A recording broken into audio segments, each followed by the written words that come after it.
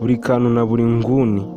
Abasore bamaze kubaka izina mu gusetsa abantu, kandi si ukubasetsa gusa, banyuzamo bagasohora n'indirimbo, kandi izo ndirimbo nazo ziba zikunzwe cyane. Ibyo byose babikorera ku rubuga rwa YouTube bafunguye, bagwita buri kantu na buri nguni. Uyu munsi ari nabwo nje ngo turebe amafaranga ruhembwa na YouTube buri kwezi na buri mwaka. Uze gukanda subscribe kandi like, tujye tubana buri munsi. Nimba ukunda buri kantu na buri nguni, uze gusiga udutima muri comment.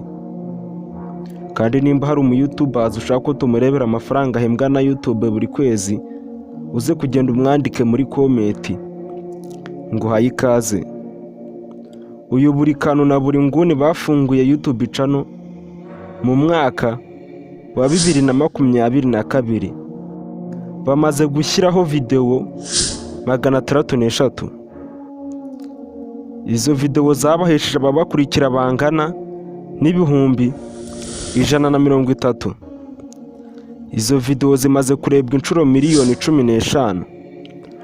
Uyu buri kantu na buri nguni ukwezi gushize binjije abasubscribers 8,000. Uyu buri kantu na buri nguni ukwezi gushize barebwe inshuro miliyoni 1,900,000.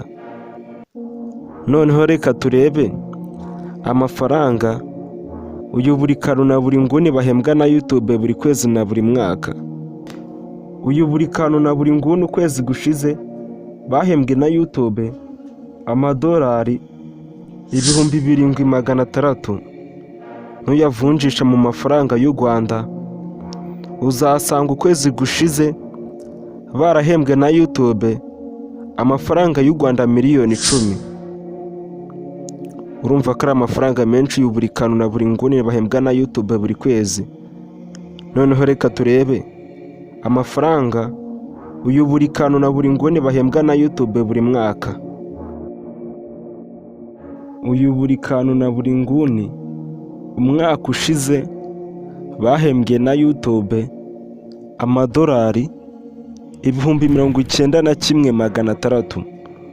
Nuyavunjisha mu mafaranga y'u Rwanda, uzasanga umwaka ushize barahembwe na YouTube amafaranga y'u Rwanda miliyoni 128.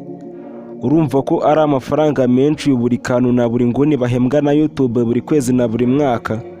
Akaba ari nako tuganye ku musozo w'iki kiganiro. Nimba wagikunze kandi subscribe kandi like. Nimba ukunda buri kantu na buri nguni, uze kugenda usige udutima muri comment. Iyi ni Jean Paul TV Show. Bye bye, ndabakunda cyane.